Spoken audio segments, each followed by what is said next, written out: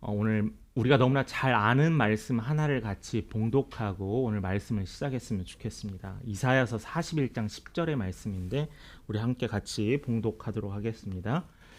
두려워 말라, 내가 너와 함께함이라. 놀라지 말라, 나는 내 하나님이라. 내가 너를 굳세게 하리라. 참으로 너를 도와주리라. 참으로 나의 의로운 손으로 너를 붙들리라. 아멘. 여러분, 이 말씀 많이 들어보셨죠? 너무나 잘 아는 말씀이고, 특별히 언제 이 말씀이 많이 기억나세요? 내가 무엇인가 결정하는데 좀 어려울 때, 아니면 내가 좀 위기에 봉착할 때, 아니면 내가 좀 무엇인가 큰 일을 겪었을 때 이 말씀이 기억이 납니다. 왜 기억이 날까요? 하나님께서 이사야를 통하여서 하셨던 말씀의 약속이 오늘을 사는 우리에게도 동일하게 그 말씀이 역사하신다는 거거든요. 나의 처한 상황과 환경을 역전시켜 주신 하나님, 우리가 그 하나님을 믿고 신뢰하기 때문에 이 말씀에 고백이 있는 거고요. 또 이 말씀에 고백이 있기 때문에 우리는 이 말씀을 붙잡고 기도하기도 합니다. 여러분들 한번 물어볼게요. 고난 중에 매일 여러분 기쁘십니까? 아니면 나는 어려운 일을 겪는 걸 난 참 즐거워해 라고 물어본다면 어느 누구도 이것을 즐겨하지 않습니다. 누가 고난을 좋아하겠습니까? 그런데요, 성경에서는 놀라운 비밀이 하나 있는데 고난과 축복은 분리된 게 아니라는 거예요. 고난과 축복은 연결된 거라는 겁니다. 고난하고 축복이 끝이 아니라 이 고난과 축복은 연결된다라는 겁니다. 성경에 보면 참 고난받는 사람이 많습니다. 우리가 신앙생활 하는데 왜 이렇게 어려워야 될까 하지만은 오늘 우리가 읽는 바울도 마찬가지로 성경에 보면 참 고난받는 사람이 많아요. 대표적으로 많은 고난이 있었던 자가 바로 욥이었죠. 욥은 자신의 가족과 재산을 모두 다 잃고 자신도 병을 얻게 되었습니다. 그러나 어떻게 됐죠? 하나님께서는 그를 잊지 않으시고 그를 갑절의 축복으로 허락하셨습니다. 저는 갑절의 축복이 아니라 하나님께서 욥을 잊지 않으셨다는 걸 여러분 기억하시기 바라요. 또 있죠. 우리가 너무나 잘 아는 요셉도 있습니다. 요셉은 어떤 사람이에요? 그의 형제들로부터 팔림을 당하고 팔려서 노예로 살다가 감옥에 갇히고, 그러나 그가 어떻게 됐죠? 하나님께서 그를 잊지 않으시고 그를 애굽의 총리로, 또 애굽의 총리뿐만 아니라 자신의 친척들과 가족들을 구해내는 구원자로 그를 삼으셨다는 거죠. 자, 또 한 명의 우리 성경 인물, 고난의 인물을 볼까요? 다윗입니다. 우린 다윗을 생각할 때 영광스러운 왕, 큰 왕이라고 생각하지만 다윗도 고난이 있었잖아요. 자신의 대적자인 사울이, 그 큰 권력을 가졌던 사울이 자신을 죽이려 하고 쫓아오는 가운데 바울은 하나님을 신뢰하고 잊지 않아 그는 하나님이 세우신 이스라엘의 가장 큰 훌륭한 왕이 되었습니다. 뿐만 아니라 그는 어떻게 됐어요? 예수 그리스도의 족보에 등장하는 왕이 되었다는 겁니다. 위 세 인물의 이야기, 또한 우리가 읽었던 이사야서 41장 10절의 이야기의 공통점이 무엇인가요? 주를 믿는 자에게는 고난이 끝이 아니라 축복이 연결되었다는 거예요. 그래서 장로교의 시발점이었고 출발점이었던 이 칼빈 신학자는 뭐라고 이야기했냐면 예수 그리스도의 고난을 통해서만 뭐라고 했냐면 하나님의 축복을 누릴 수 있대요. 좀 억울하죠. 무섭죠. 내가 축복을 누리기 위해서는 고난이 있어야 합니다. 그런데 여러분, 고난이라는 상황을 보지 마시고 하나님이 함께 하심을 잊지 마시기 바랍니다. 그리스도께서는 어떤 고난을 이기셨어요? 십자가에서 죽음을 이기시고 부활하셨잖아요. 그러므로 우리에게는, 믿는 자에게는 이게 종착점이 아니에요. 부활하신 예수 그리스도, 지금까지 우리가 말씀에서 보았던 그 고난의 사람들을 통해서 축복하셨다는 하나님의 이 약속이 여러분들에게 임하시길 간절히 바랍니다. 그렇다면 여러분, 하나님의 손을 꼭 붙잡으세요. 하나님이 꼭 붙잡으시는 삶을 사세요. 내가 지금 경험하는 이 어려운 일들이 하나님이 나를 외면하고 나를 멀리서 바라보시는 게 아니라 나와 함께 계심이 위로가 되시길 바랍니다. 바울이요, 이런 어려운 상황 가운데 수많은 재판과 대적자들 가운데 복음을 전할 수 있었던 힘은 뭐예요? 이 신뢰함이 있었어요. 하나님은 나를 잊지 않으시고 나를 보호하시는 분이시다라는 이 신뢰함이 있었기 때문에 그는 무엇이든지 감당 가능했습니다. 우리가 지난주 말씀에서 보면은 벨릭스 총독에게 유대인들이 고용한 변호사와 또한 바울의 그 논쟁하는 변론하는 장면을 우리가 살펴보았습니다. 바울은 여기에 대해서 어떠한 두려움도 없었고요. 걱정도 없어요. 담대함만 있어요. 담대함. 여러분, 총독 앞에서 나의 의견을 이야기하고 나의 삶에 대해서 이야기했는데 어떻게 두렵지 않겠습니까? 걱정되지 않겠어요. 그러나 담대함으로 거기서 승리할 수 있었다라는 거죠. 저는 여러분들이 오늘 말씀에 나오는데 이 벨릭스 총독과 이 아내였던 드루실라와 같이 어리석은 자가 되지 않기를 원해요. 어떤 어리석은 자냐면은 기회를 놓치지 않는 어리석은 자가 되지 않기를 간절히 소망합니다. 그 기회는요, 나에게 기회는 언제 하라고 하지만 그 기회는 바로 지금 이 시간이에요. 말씀을 듣는 이 시간, 예배를 드리는 이 시간이 바로 여러분들에게는 기회가 된다는 걸 여러분 잊지 마시기 바랍니다. 그러기 위해서 우리가 살펴볼 게 있는데 큰 그림이에요. 큰 그림. 누구의 큰 그림? 하나님의 큰 그림. 총독 벨리스는 유대 종교 지도자를 데려온 그 더둘로의 말도 듣고 바울의 변호도 들었습니다. 여기에서 이제 재판을 내려야 하잖아요. 근데 이 벨리스 총독이 아무리 생각해도 이 바울에 대한 죄가 없어요. 특별한 문제점이 없어요. 특별히 이 바울은 로마 시민권을 가지고 있었던 자였기 때문에 그를 섣불리 재판하기 어려웠습니다. 그러나 벨릭스의 결론은 어때요?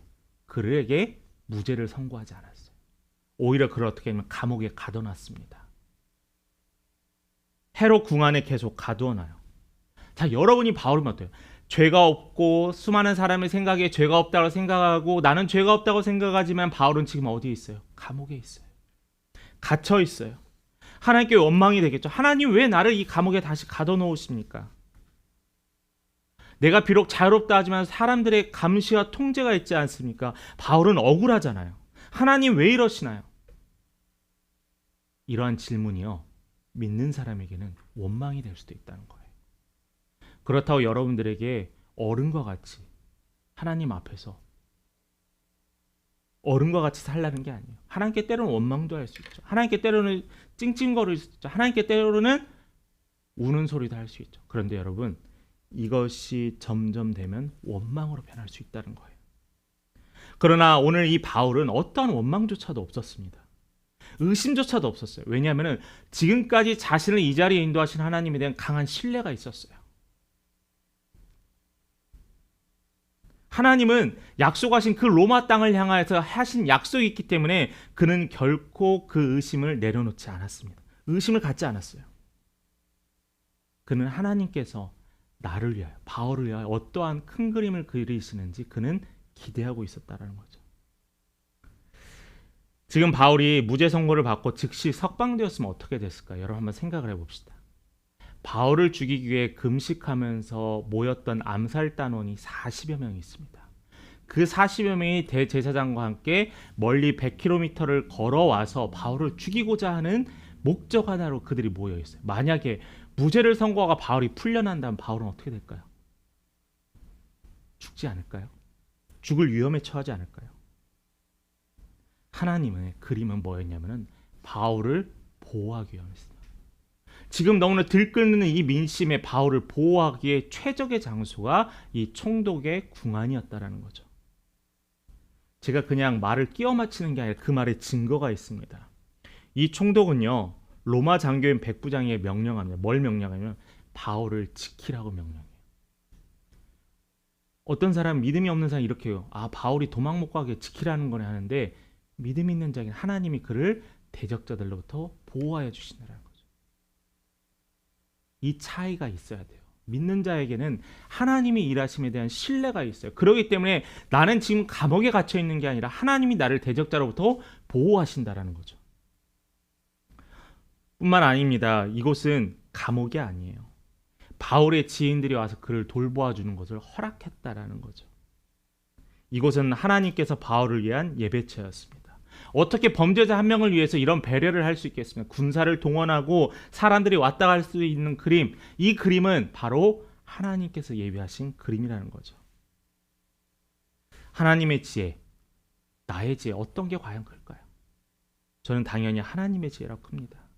그렇기 때문에 우리가 신뢰하고 의심하지 않고 믿고 따라가라는 거죠. 그런데 하나님을 신뢰하지 못하면은 뭐가 생기냐면은 불평이 생겨요. 불만.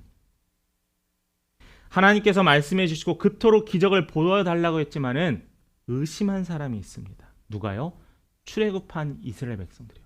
자, 여기서 전제가 있습니다. 어떤 사람이요? 출애굽한 이스라엘 백성들. 출애굽한 이스라엘 백성들에게 뭐가 있었냐면 그들은 자신들을 구원해내기 위해서 하나님께서 10가지 재앙을 보이셨어요. 마지막에 재앙에 그들의 문설주에 양의 피로 그들의 집에 그림을 그리라 하셨던 그 약속의 말씀이 있었어요. 출애굽한 백성들 홍해를 건너왔던 놀라운 기적이 있어요. 그들은 그 기적을 체험했는데도 불구하고 그들 눈앞에 있는 광야와 마실 수 없는 물 앞에서 그들은 하나님을 원망했다라는 거죠. 여러분 한번 확인해 보세요. 우리에게 매일 양식을 주셨습니다. 하나님께서 우리에게 호흡할 수 있도록 숨쉬게 하셨어요. 우리가 지친 일상 속에서 쉴 수 있는 가정과 집을 허락하셨고요. 위로할 수 있는 가족들을 허락하셨습니다. 때로는 내가 기도할 수 있으면 언제든지 기도할 수 있는 예배의 터전을 허락하셨어요. 어려운 경제적인 상황에서도 사업장을 인도하시고 직장 가운데 주께서 나를 보호하셨습니다. 이게 얼마나 하나님은 많은 일들을 그리고 계시냐라는 거예요. 그렇다면 이 하나님이 일하신과 하나님의 이 큰 그림에 우리는 무엇을 해야 되냐? 우리의 반응은 감사밖에 없습니다. 감사. 그런데 우리가 이렇게 누리고 살고 있는데도 불구하고 죄는 말이죠. 이 죄라는 것은 의심의 씨앗을 만들어요. 커다란 댐에 아주 작은 틈을 비집고 헤어나게 합니다. 하나님이 살아계신다는 이 진리에 우리가 의문을 갖게 해요. 이것은 신앙적인 의문이 아니라 그냥 하나님이 없다라는 의문을 갖기 시작합니다. 저는 여러분들에게 이야기하는 게 뭐냐면 질문하는 믿음 너무나 좋다라고 했어요. 질문하는 믿음이 있어야 돼요. 왜 언제까지 우리가 목사님께서 설교하는 그 말씀에만 의지할 것인가라는 거예요. 스스로 생각하고 스스로 하나님에 대해 묵상하고 자신의 살들을 붙여야 돼요. 그런데 이 의문과 질문에는 하나의 조건이 있습니다. 여러분 기억하세요. 진리라는 울타리 안에서 있어야 한다는 거예요. 여러분 양이요. 울타리에 있는 양이 마음껏 초장을 뛰어다닙니다. 그런데 어디 안에서 뛰어놀죠? 울타리 안에서 뛰어놀아요. 울타리를 벗어나면 위험하기 때문이죠. 우리가 신앙적인 질문과 신앙적인 고민을 할 때 우리의 진리는 하나님은 창조주이시고 영원하시다라는 그 진리 안에서 고민해야 되는 거예요. 근데 이것을 가지고 우리가 이것을 벗어나게 되면은 이 틈이 보이기 시작한다는 거죠. 그런데 이 틈이요 대단한 게 아니더라고요. 어떠한 큰일 때문에 관계가 깨지는 거 아니잖아요. 여러분 가족이나 친구와의 관계에서 여러분 싸울 때 맨 처음에 시작은 되게 작은 거 세세한 거였잖아요. 그런데 그 세세한 게 쌓이다 보면은 내가 그것 때문에 싸우는 게 아니라 이제 감정의 골로 깊어집니다. 하나님과 우리의 관계에서 마찬가지예요. 하나님과 우리의 관계에서 이러한 하나의 불만이 쌓이다 보니까 이 하나님과 우리의 관계가 점점 벌어져서 깊은 골짜기가 되었다는 거예요.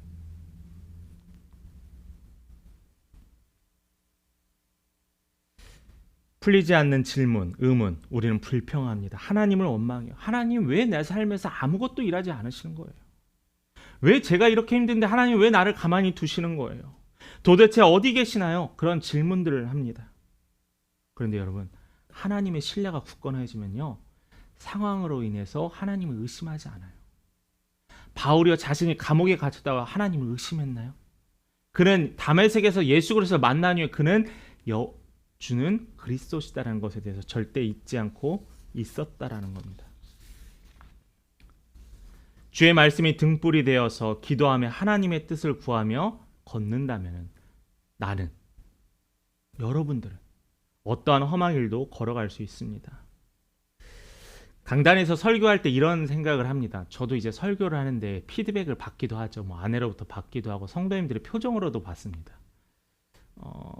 우리 성도님들 오실 때 오늘 찬양이 되게 좀 밝은 찬양이었잖아요. 억지로 좀 밝은 찬양을 했어요. 오실 때 다들 교회 오시면 왜 이렇게 다 근엄하시고 진지하시고 회개할 게 그렇게 많으신지. 교회 오면 다 표정이 좋지 않아요. 좀 예쁘게도 옷도 입으시고 또 기쁜 마음으로 오시기를 바라는 마음에 좀 기쁜 찬양을 좀 틀어놨습니다. 근데 신앙생활에서 제가 뭐가 걱정이었냐면은 설교에서 고난에 대해서 너무 많이 하는 것 같아요. 요즘 보면 특별히 제 마음에 고난이 있는지 그래서 그런지 몰라도 사도행전을 보통 고난에 대해서 이 고난을 극복합니다, 해결해 주십니다를 하나님을 보시는데 꼭 고난 속에서만 하나님이 계신다는 게 아니거죠. 반대적인 상황도 있습니다. 잘 안 믿는데 일이 술술 풀리는 경우도 있어요. 여러분 이건 되게 중요한 사실이에요. 내가 하나님이 바라시는 모습의 말씀대로 살아가지 않는데 내 삶에 별 문제가 없어요. 우리는 이것을 평안이구나, 하나님이 나에게 평안을 주셨구나라고 착각할 수 있다는 거예요. 물론 하나님께 평안 주실 수 있습니다. 근데 이게 제가 방금 뭐라고 했죠? 착각이라는 거예요. 아무것도 하지 않는데 하나님이 나에게 평안을 주신다고요? 불가능합니다. 예배드리지 않고 말씀 가운데 있지 않고 하나님께 기도하지 않는데 내가 평안해진다고요? 그게 진짜 평안일까요? 하나님을 잊고 살고 있는 나한테 별 문제가 없는데 그게 별일이 아닐까요? 그 길이 혹시 멸망의 길이 아닌지 우리는 확인해야 돼요. 알아야 돼요. 그래서 여러분에게 간곡히 부탁합니다. 주를 바라보세요. 우리가 살 길이에요. 이것을 잊지 마셔야 돼요. 주가 우리의 살 길이고 주를 믿고 따르는 자에게는 하나님의 은혜가 있다라는 거예요. 내가 지금 잘 되고 못 되고가 중요한 것이 아니라 하나님께서 우리를 통하여 일하심을 우리는 잊지 말아야 한다는 사실입니다. 그러기에 우리는 두 번째로 나눌 것은 믿을 기회를 붙잡아야 돼요. 믿을 기회. 여러분 버스를 요즘은 그래도 다 어플로 버스 도착 시간, 예정 시간 하는데 가끔 가다 보면 어플과 시간이 안 맞게 버스가 제 눈앞에 떠나갈 때가 있습니다. 저도 뭐 대중교통을 자주 타지는 않는데 대중교통을 분명히 어플 보고 갔는데 놓치는 경우가 있어요. 그럴 때 어떻죠? 답답하고 화가 나고 왜 나는 이 차는 떠났느냐라고 원망하죠. 자, 그런데 우리 인생에 단순하게 이러한 인생의 버스를 놓치는 기회가 아니라 우리 인생이 어떻게 되느냐에 그 기회가 있어요. 여러분들이 만약 어떤 곳에 투자할 기회가 있으면 만약 내가 그걸 투자했으면 어마어마한 부를 얻을 수 있어요. 그럼 여러분 만약 그걸 놓치면 어떻겠어요? 아유 진짜 내가 그것만 어떻게 해결됐어. 내 삶이 완전히 절대적으로 바뀌었을 텐데. 안타까워하죠. 이런 것에 대해서는 안타까워하는데 왜 예수 만날 기회를 놓치는 것에 대해서는 안타까워하지 않느냐라는 거죠. 우리가 진짜 안타까워해야 될 것은 예수를 만날 기회를 놓친 걸 안타까워해야 되고 하나님께서 나에게 어떤 은혜를 베풀어 주실지 그걸 놓치는 것에 안타까워해야 돼요. 저는 그걸 볼 때 너무나 마음이 아파요. 오늘 본문의 24절을 한번 볼까요? 수일 후에 벨릭스가 그 안에 유대 여자 드루실라와 함께 와서 바울을 불러 볼게요. 그리스도 예수 믿는 도를 듣거느리라고 했습니다. 벨릭스와 그의 아내가 헤롯궁에 갇혀 있는 그 바울을 불러냈습니다. 불러냈는데 바울이 뭘 했냐면 그를 향해서 24절 후반절에 그리스도 예수 믿는 도, 즉 복음과 진리를 이야기했다는 거예요. 사실 바울의 입장에서는 어떻죠? 이 총독을 만나게 됐으면 억울한 일들을 해결받기 위해서 제가 억울합니다. 이런 일이 있었습니다. 저를 풀어주세요. 충분히 할 수 있었는데 이 바울은 어떻게 하냐면은 뭘 전해요? 복음을 전해요. 대단하지 않나요? 복음을 미리 전해요. 복음을. 중요한 복음의 말씀을 미리 전한다라는 겁니다. 자, 어떤 말씀이 25절 말씀을 같이 읽어봅니다. 25절입니다. 시작. 그의 의와 절제와 장차 오는 심판을 강론하니 벨릭스가 두려워하여 대답하되 지금은 가라 내가 틈이 있으면 너를 부르리라 하고. 자, 뭐에 대해서 가르쳤대요? 첫 번째 단어 의, 절제, 장차 오는 심판입니다. 여러분들에게 성도님들이니까 여러분들에게 한번 물어볼게요. 이 세 단어에 대해서 한번 스스로 속으로 대답해 보시고 이따 나눔 시간에 한번 나눠보도록 하겠습니다. 여러분 믿음으로 의롭다함을 받았습니까? 두 번째로 그러면 주신 하나님의 말씀에 따라 절제하는 삶을 살아가고 계십니까? 그럼 가장 어렵고 힘든 하나님의 심판을 기쁜 마음으로 기다리고 있습니까? 어떠세요, 여러분? 예수를 믿고 절제하는 삶을 살아온 자들에게는 누군가에겐 죽음이고 누군가에겐 어둠이고 누군가에겐 두려움이지만은 이 두려움의 길이 기쁜 마음으로 기다리고 있다는 거예요. 인간 삶의 모든 일에는 기회가 있습니다. 그러므로 진정으로 예수 만날 수 있는 이 기회를 놓치지 않았으면 좋겠어요.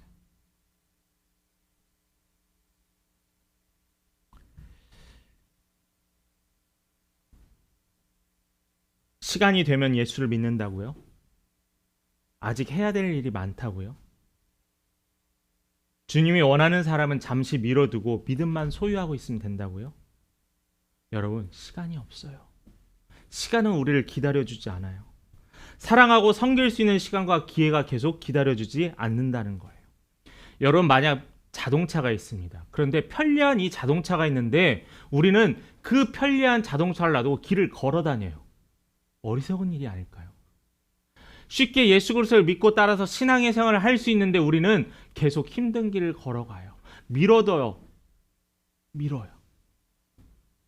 제가 여러분들에게 예전에 했던 이야기, 제 친구가 저한테 원망하면서 했던 이야기가 저는 제 삶에서 떠나지 않았던 하나의 이야기거든요. 뭐냐면은 왜 너는 그때 나를 붙잡아 주지 않았느냐라는 거예요. 제가 데리고 교회 왔던 그 친구가 바쁘고 학교와 대학교의 문제로 인해 직장 문제로 신앙생활을 10여 년간 안 하고 그가 나중에 한 아파가지고 기회로 예수를 다시 믿게 되었습니다. 그래서 저희한테 했던 얘기예요. 왜 너는 이 좋은 것을 진작에 나에게 이야기해 주지 않았냐는 거예요. 그래서 저는 항상 갈등이에요. 이렇게 긴급한데 빨리 그들에게 가서 복음을 전해야 되지 않을까? 하나님이 일하시니까 조금 더 기다려야 하지 않을까? 이것 사이에서 계속 왔다 갔다 해요. 여러분들도 아마 가족 중에 믿지 않는 성도, 친구 중에 믿지 않는 성도가 있으면은 아마 이것 때문에 계속 고민할 거라고 생각을 합니다. 그런데 계속 제 마음에 오는 것은 시간은 기다려주지 않는다라는 거예요. 그리고 그 친구가 했던 얘기가 있습니다.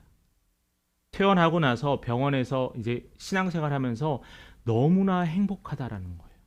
교회에서 청년부 활동도 하고 교회에서 봉사도 하고 수요예배와 금요예배도 나가는 이 모든 시간들이 너무나 행복하다라는 거예요. 내가 이 시간들을 미리 알지 않았던 게 참 안타깝다라는 거예요.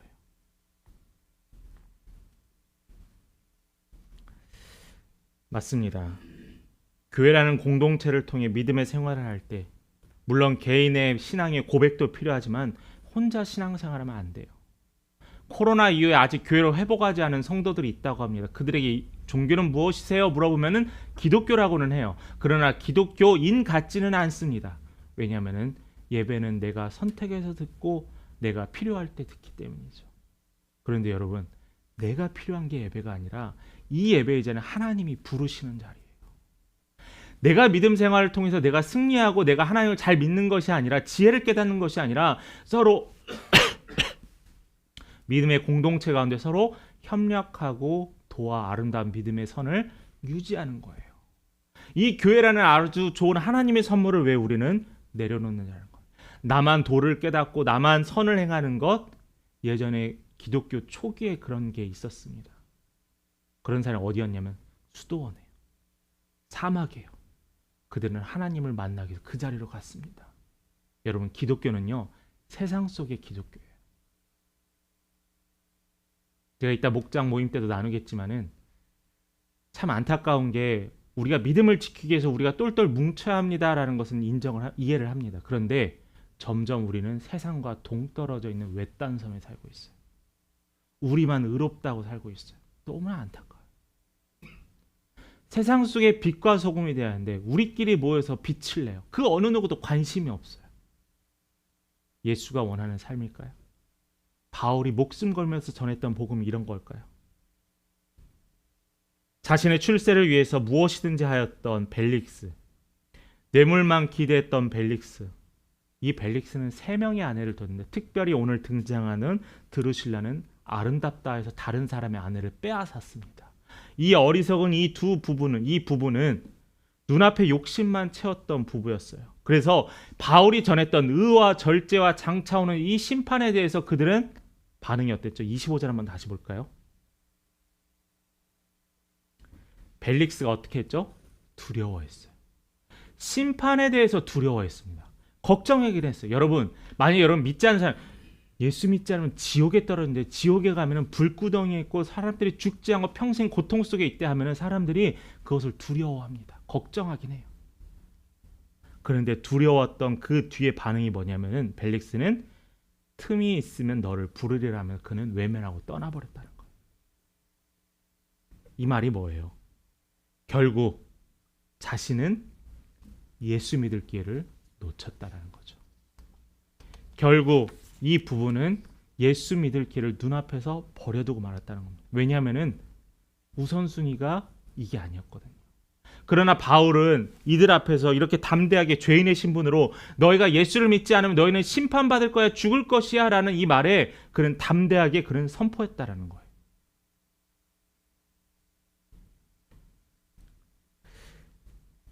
이 벨릭스와 드루실라의 입장에서는 회개하고 예수 만나고 예수 영접할 좋은 기회였지만 그의 반응은 결국 피하고 도망갔습니다.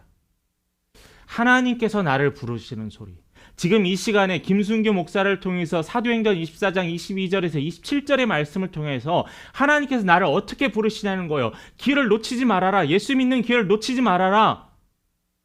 내가 언제까지 기다려주는 게 아니다. 지금 이 시간도 너에겐 너무나 소중한 시간이다라는 것에 대해서 예수께서 말하고 싶었던 거예요.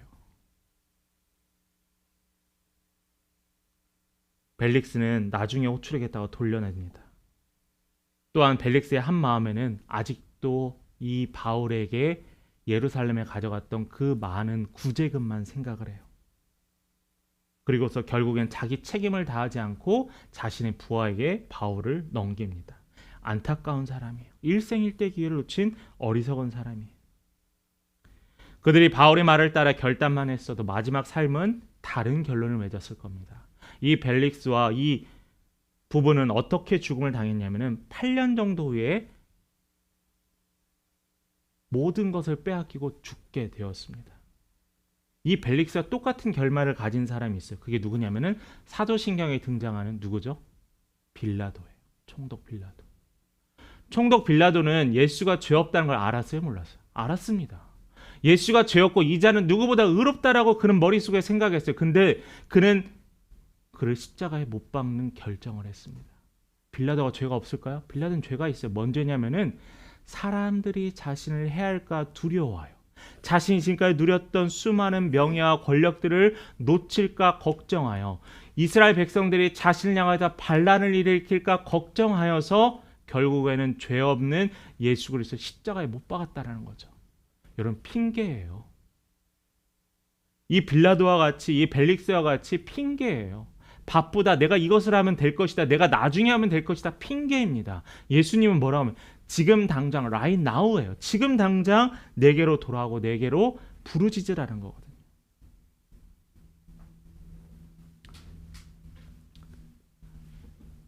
목회자는 믿음의 말씀을 선포해야 하잖아요.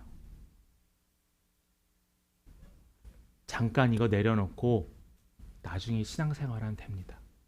말이 안 되는 거예요. 그것을 말한다는 목회는 예수를 신뢰하지 않는 사람입니다. 예수께 예배하고 예수를 붙잡는 자는 능치문 다름이 없습니다. 죽음을 이기시고 부활하신 예수 그리스도가 무엇을 못하시겠냐라는 거예요. 아등바등 산 빌라도가, 진리 앞에서 그 기회를 놓쳐버린 벨릭스가, 이 둘의 공통점은 처참한 죽음을 맞이합니다. 그렇게 그들이 쫓았고 그들이 지킬 수 있다 생각하였던 그 모든 권력과 부를 다 잃게 돼요. 그럼 우리는 어떻게 살아야 될까요? 빌라도와 같이, 벨릭스와 같이 예수를 뒤로 미루는 어리석은 자가 되지 않기를 저는 간절히 소망합니다.